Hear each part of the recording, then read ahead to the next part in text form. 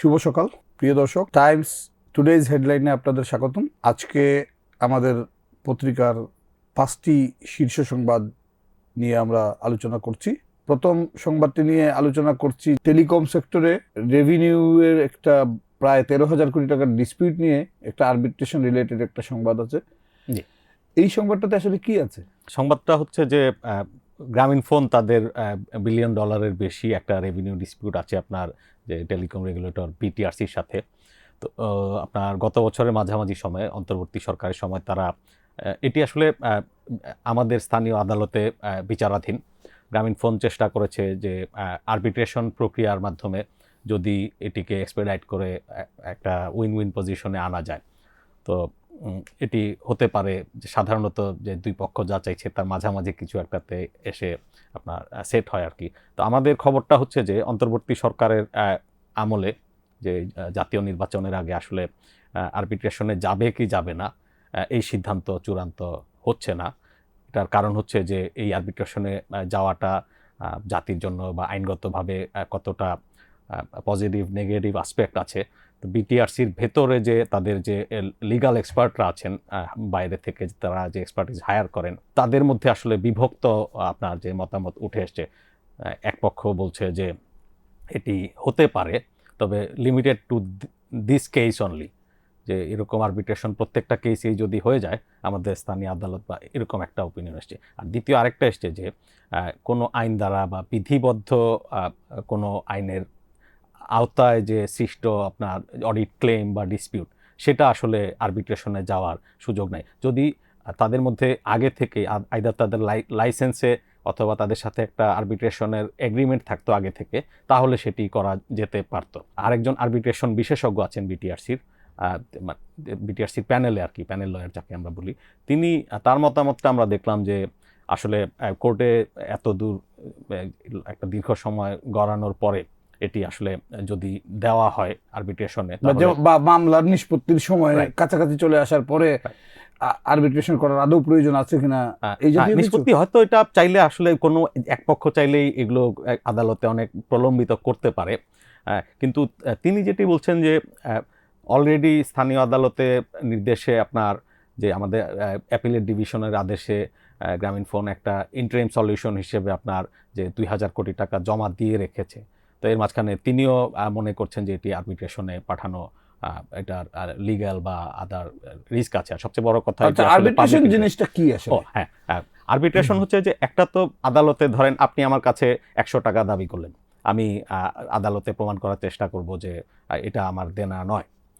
আর তার মাঝখানে আরেকটি এই দেওয়া নিয়ে এই ধরনের ইয়েতে মধ্যস্থতা বা মিডিয়েশনের একটা ব্যাপার থাকে, যে কোর্ট সবাইকে সুযোগ দেয় যে তোমরা দুই পক্ষ যদি চাও একসাথে নিজেরা সেটেল করে এসে আমার আউট অফ কোর্ট সেটেলমেন্ট করে আসতে আমরা তোমাকে ছেড়ে দিলাম।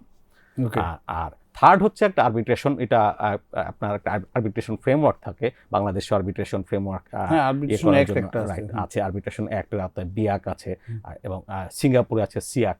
তো আসলে দুই পক্ষ যখন তাদের একমত হয় যে আমরা বাংলাদেশের জুরিডিকশনে বা সিঙ্গাপুরের জুরিডিকশনে যাব, তো একটা ট্রাইব্যুনালে দুই পক্ষেরই তাদের আমরা যদি অ্যাডভোকেটের মতোই বলি যে আরবিট্রেটর থাকে, তাদের পক্ষে ট্রাইব্যুনাল থাকে। তো সেখানে যেটা হচ্ছে এই 100 টাকা শেষ পর্যন্ত যদি আরবিট্রেশন কোর্ট বলে যে 50 টাকা দিতে হবে, আমাকেও মানতে হবে আপনাকেও মানতে হবে, এটা মানে এটা এনফোর্সেবল অ্যাট ল।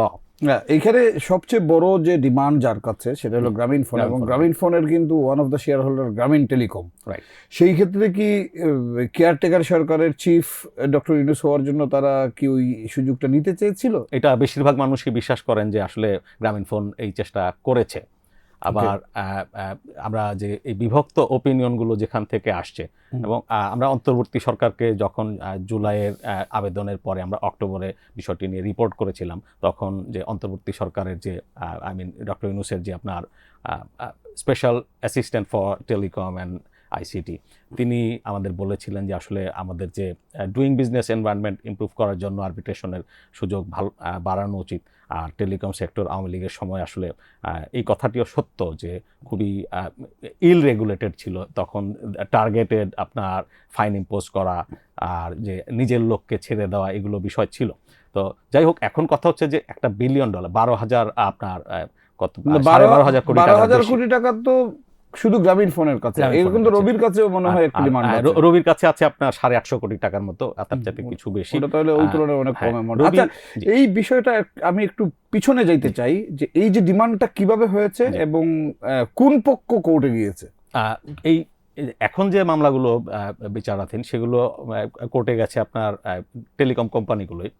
পিছনে যদি আমরা যাই, তখন এটা আসলে টেলিকম কোম্পানিগুলোর যে কার্যক্রম শুরুর পর থেকে আপনার 2014 সাল পর্যন্ত তাদের এই সব ধরনের কার্যক্রম রেট্রোস্পেক্টিভ বেসিস একটা লং টার্ম অনেক পুরনো অডিট করে, স্পেশাল অডিট করে আপনার বিটিআরসি তখন দাবি করেছে যে তোমরা যা tax, VAT and revenue share যা যা দিয়েছো সেটা তাতে তোমার যথেষ্ট কাছে না, আবার 12,000 কোটি টাকা পাওনা তারপরে আছে। আরো পাওনা আছে। তখন গ্রামীণ ফোন বলছে, চ্যালেঞ্জ করে আদালতে গেল, এই তো? রবিও তাই করেছে। গ্রামীণ ফোন যদি আদালতেই চ্যালেঞ্জ করতে যাবে, নিজেরা চ্যালেঞ্জ করে, তাহলে কি এই কেসে তাদের মেরিট ফিল করে, মেরিট নাই যে তাদেরকে আরবিট্রেশনের পথ নিতে হবে? তারা যে চিঠিটি দিয়েছিল আমরা তার কপি দেখেছি। সেই চিঠিতে তারা বলেছে যে আদালতে দীর্ঘ 6 বছর ধরে ঝুলছে বিষয়টি, এবং এটি আসলে ঠিক যে আমরা প্রপার ফেজে ট্রায়াল বলি সেটিও এখনও ঠিকমতো হয়নি। এটির পরে আবার আপিলের বিষয় থাকবে, তো এটি আসলে যুগ পেরিয়ে গেল, এই ধরনের সমস্যার মানে স্থানীয় আদালতে এগুলো সমাধান নাও হতে পারে। তাই যদি আউট অফ কোর্ট সেটেলমেন্ট করে ফেলা যায়, তারা ঠিক স্পেসিফিক আরবিট্রেশনই চেয়েছে। ওয়েদার রবি আবার আরবিট্রেশনের যে লিগাল বেসিস বা এই বিষয়গুলো তারা একটু প্রোঅ্যাক্টিভ বেসিসেই করেছে, তাদের অঙ্কটাও তুলনামূলক ছোট, তারা মিডিয়েশন চেয়েছে বিটিআরসির সাথে। প্রতি বছর আমাদের দেশের জাতীয় চলচ্চিত্র পুরস্কার ঘোষণার পরই একটা বিতর্ক তৈরি হয়, এবার মনে হয় এমন হয়েছে। আসলে এই নিয়ে আমাদের একটা রিপোর্ট আছে আজকে পেজ 3-তে, ওই রিপোর্টটাতে আসলে ইনসাইট কি আছে? এবছরও কিন্তু জাতীয় চলচ্চিত্র পুরস্কারের ঘোষণার পর থেকেই কিছু বিতর্ক উঠে এসেছে। আমরা দেখেছি প্রতিবারই এ ধরনের বিতর্ক হয়, এবং সেখানে কখনো কখনো পক্ষপাত দুষ্টতার, কখনো দলীয়করণের, কখনো রাজনৈতিক প্রভাবের, এবং এ ধরনের বিভিন্ন অভিযোগ কিন্তু উঠে থাকে। আমরা দেখেছি কখনো কখনো এটা অবৈধ লেনদেনের অভিযোগ পর্যন্ত আমরা পেয়ে থাকি, এবং সেগুলো কোনো কোনো ক্ষেত্রে সত্য, এবং সেটা ওপেন সিক্রেট হিসেবেই আমরা দেখতে পাই। এবারও কিন্তু বেশ কিছু অভিযোগ উঠেছে, যেমন একটি গুরুতর অভিযোগ আমরা বলতে পারি, যেমন শ্রেষ্ঠ চিত্রনাট্যকারের পুরস্কার পেয়েছিলেন নির্মাতা নেয়ামুল মুক্তা, এবং তিনি কিন্তু এই পুরস্কার প্রত্যাখ্যান করেছেন, এবং কারণ হিসাবে তিনি বলছেন তার রক্তজবা যে চলচ্চিত্র সেটির চিত্রনাট্য কিন্তু তিনি লেখেননি, তার সহকারী যে পরিচালক তাসলিম তাজ তিনি আসলে এটি লিখেছেন, এবং সেই পুরস্কার আসলে তারই প্রাপ্য। তিনি সামাজিক যোগাযোগ মাধ্যম এবং গণমাধ্যম সবখানেই তিনি কিন্তু বিবৃতি দিয়েছেন এবং জানিয়েছেন। তিনি টাইটেলে তার তাজের নামের কথা উল্লেখ করেছেন, যে ছবির টাইটেলেও তাজের নামই আছে, তার নিয়ামুল মুক্তার নাম নেই। জি, তারপরও এত বড় ভুল কিভাবে হয়ে যায়, এটা আসলে দুপক্ষেরই হয়তো আসলে দায়ভার থেকেই যাচ্ছে, এবং তিনি যেটা এখন চাচ্ছেন যে প্রকৃত যে প্রাপ্য যার এই পুরস্কারটি, সেই তাজের হাতেই যেন পুরস্কারটি তুলে দেওয়া হয়। এবং সেই সাথে আরও কিছু বিতর্ক কিন্তু আমরা দেখেছি, যেমন এবার কিন্তু শ্রেষ্ঠ চলচ্চিত্র, শ্রেষ্ঠ পুরস্কার সহ 4টি বিভাগে পুরস্কার পেয়েছে একটি সিনেমা, সাতাও। প্রথম সিনেমা হিসাবে এটা খন্দকার সুমন একটি বড় অ্যাচিভমেন্ট বটেই, কিন্তু সেই সাথে আর একটা ঘটনা যেটা আমরা দেখছি, রায়হান রাফির যে সিনেমা সুড়ঙ্গ, সেটির মধ্যে দিয়ে আসলে আরফান নিশো প্রথমবার এবার চলচ্চিত্রে পা রেখেছেন, এবং প্রথমবার এসেই সেরা অভিনেতার পুরস্কার পেয়েছেন। তিনি গুণী অভিনেতাটা নিয়ে, সুরঙ্গ হিট ছবি ছিল, অবশ্যই জনপ্রিয় ছিল এবং দর্শক ভালোভাবেই গ্রহণ করেছে, এবং আরফান নিশোর অভিনয় অবশ্যই অনবদ্য ছিল। কিন্তু সুড়ঙ্গই কিন্তু 8টি বিভাগে পুরস্কার পেয়েছে সুড়ঙ্গ, এবং সাতাও 4টিতে, এবং এরকম বেশ কিছু সিনেমা আছে যে সিনেমাগুলো আসলে একাধিক এবং অনেকগুলো বিভাগে পুরস্কার পেয়েছে, কিন্তু বেশ কিছু কিন্তু ভালো সিনেমা। আমি যদি আসি, আমার যতদূর মনে পড়ে 2023 সালে বাংলাদেশের, ইভেন 2022 সাল, 2023 সাল, 24 সালে বাংলাদেশের প্রচুর ছবি বাইরে বিভিন্ন ফেস্টিভ্যাল জার্নি করেছে, এখানে ইন্টারন্যাশনাল অ্যাওয়ার্ড পাওয়া আছে।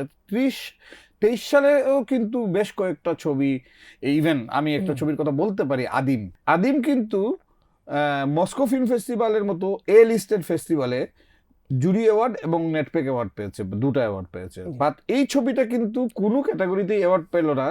এতেই কিন্তু প্রমাণ হয় যে আমাদের এইখানে ভালো ছবিকে অ্যাওয়ার্ড দেওয়া হয় না। আদিম আসলে মস্কো ফিল্ম ফেস্টিভ্যালে যেমন 2টি অ্যাওয়ার্ড পেয়েছে, সেই সাথে হীরালাল সেন পদক পেয়েছে, অনেকগুলো ভালো ফেস্টিভ্যালে জার্নি করেছে, সম্মাননা পেয়েছে, এবং তিনি কিন্তু আশাহতই হয়েছেন। এবং আমরা এটা থেকেই দেখছি আসলে যে কিছু নির্দিষ্ট সিনেমা, কিছু নির্দিষ্ট লবিংয়েই এখনো সম্ভবত চলছে পুরস্কার প্রক্রিয়া। এটা কিন্তু অনেক বিশ্লেষকরা, গবেষকরা সরাসরি সরাসরি বলছেন।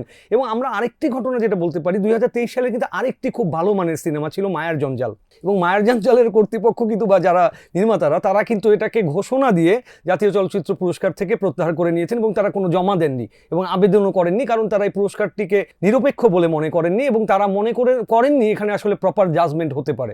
এবং এই ঘটনাটা কিন্তু একটা বড় উল্লেখযোগ্য প্রমাণ রাখে যে অনেক যারা গুণী নির্মাতা বা সত্যিকারের ভালো ফিল্ম মেকার তারা কিন্তু এই পুরস্কারের উপর সবসময় আস্থা রাখতে পারছেন না, এবং এখানে যে নির্বাচন প্রক্রিয়া এবং এখানে যেই প্রক্রিয়ায় পুরস্কার দেওয়া হয় সেটাতে কিন্তু জুরিদের সিনেমা জ্ঞান নিয়ে আসলে আমার ডাউট আছে। এখানে জুরিদের নিয়েও তো বিভিন্ন সময় প্রশ্ন উঠেছে। সব সময় আমরা যেটা দেখেছি আসলে একটা নির্দিষ্ট মহল, একটা নির্দিষ্ট সিন্ডিকেট বলা যেতে পারে, এবং সেই সাথে রাজনৈতিক যে প্রভাব, এই দুটো মিলেই কিন্তু জুরিদের সিন্ডিকেট সবসময় সব সরকারের আমলেই তৈরি হয়, এবং সেই মাধ্যমে নির্দিষ্ট প্রতি বছরই শোনা যায় অবৈধ ঘুষ লেনদেনের কথা। সেখানে আর্থিক লেনদেন, সেখানে রাজনৈতিক প্রভাব এবং আরও অনেক ধরনের সুযোগ সুবিধার আদান প্রদান বিনিময়ের অভিযোগ তো আমরা নিয়মিত পেয়েই থাকি, এবং এবারও কিন্তু তার ব্যত্যয় হয়নি, অভিযোগ কিন্তু একটার পর একটা উঠেই যাচ্ছে। আচ্ছা, আজকে তো আমাদের প্রথম পাতায় ডাকসু নেতাদের কর্মকাণ্ড নিয়ে মনে হয় একটা প্রতিবেদন আছে, ওইটাতে আসলে কি আছে? না, প্রতিবেদনটি সম্পর্কে বলার আগে আমি একটা অন্য বিষয়ে শুরু করতে চাই বলে, সেটা হচ্ছে আপনি জানেন যে আল জাজিরাকে সাক্ষাৎকার দেওয়ার সময় জামাতের আমির বলেছিলেন যে শিবিরের সঙ্গে জামাতের কোনো কোনো সম্পর্ক সম্পর্ক নাই, তারা আলাদা এন্টিটি, তারা তাদের মতো চলে। কিন্তু আমরা দেখলাম যে বুধবার রাতে যখন শেরপুরে বিএনপি জামাতের মধ্যে মারামারিতে একজন জামাত নেতা মারা গেলেন, তখন মধ্যরাতেই ডাকসুর যে নেতৃবৃন্দ,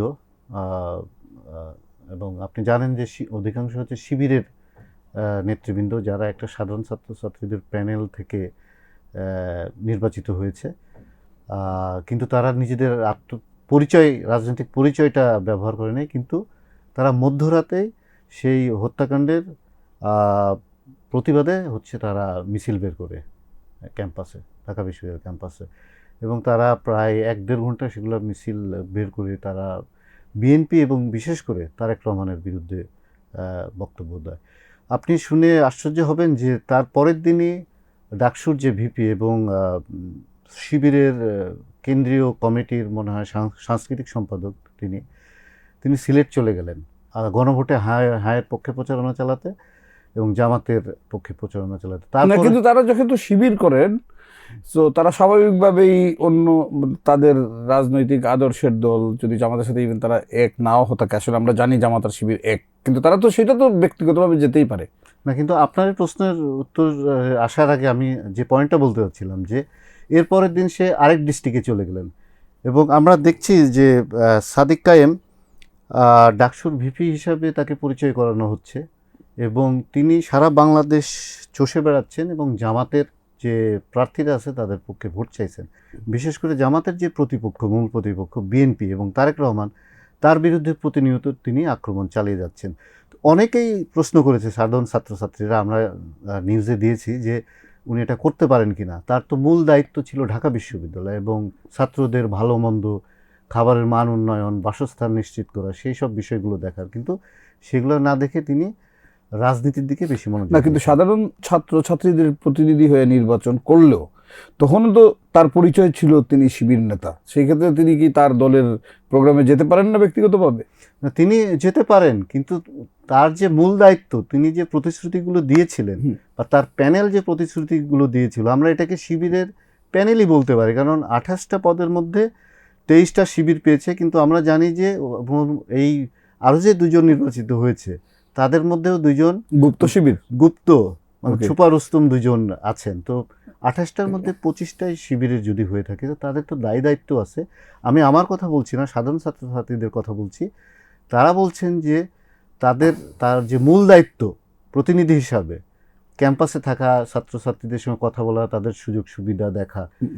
আর তিনি তো নির্বাচনের সময় উনি ছাত্র শিবিরের পরিচয় দেননি। আরেকটা প্রশ্ন যেটা আমার মনে উকি দিচ্ছে, এখন কোনো একজন রাজনৈতিক নেতার হত্যাকাণ্ডের প্রতিবাদ কি ডাকসু করতে পারবে না? সাম্য হত্যা, ছাত্রদলের একজন নেতা সোহরাওয়ার্দী উদ্যানে খুন হয়েছিল, আপনি জানেন। তারা বলেছিল যে এই হত্যাকাণ্ডের বিচার নিশ্চিত করবে, কিন্তু নির্বাচিত হওয়ার পরে আমরা কোনো ধরনের এই বিষয়ে কোনো পদক্ষেপ দেখিনি। আচ্ছা, এই প্যানেলের তো কি 36 দফার মতো মনে হয় প্রতিশ্রুতি ছিল সাধারণ ছাত্রছাত্রীদের মধ্যে, এর কতগুলো তারা বাস্তবায়ন করতে পারছে? এর আসলে অধিকাংশগুলোই বাস্তবায়ন করতে পারে না, এবং আমরা আসলে দৃশ্যমান ওরকম কোনো কিছু দেখছি না। কারণ ধরেন ওদের 36 দফার মধ্যে একটা ছিল যে শতভাগ আবাসন নিশ্চিত করা, নিরাপদ ও নারীবান্ধব ক্যাম্পাস গঠন, স্বাস্থ্যসম্মত খাদ্য ব্যবস্থা চালু, এরকম আরও অনেকগুলো তারা প্রতিশ্রুতি দিয়েছিল। তো 100% আবাসন নিশ্চিত করার বিষয়টি আসলে অনেক দীর্ঘমেয়াদী, কিন্তু আমরা এই পর্যন্ত নতুন কোনো পদক্ষেপ নিতে দেখি নাই। আজকে তো ঢাকার ট্রাফিক ব্যবস্থা নিয়ে আমাদের একটি প্রতিবেদন আছে প্রথম পাতায় সম্ভবত। তো ওই রিপোর্টটাতে আসলে কি কি বিষয়ে আলোকপাত করা হয়েছে? রিপোর্টটাতে প্রথমে বলা হয়েছিল যে বাংলাদেশের বা ঢাকা, রাজধানী ঢাকার যে সড়কের যে বেহাল অবস্থা, যানজট হচ্ছে, আইন শৃঙ্খলা মানতেছে না, কোনো যানবাহনই আইন শৃঙ্খলা মানতেছে না, সাধারণ মানুষ মানতেছে না, এর জন্য পুলিশের পক্ষ থেকে মামলা করা হচ্ছে, ডিজিটাল ভিডিও মামলা যেটা আমরা জানি সেটি করা হচ্ছে। এই মামলাটা প্রতিদিন হাজারের উপরে করা হচ্ছে।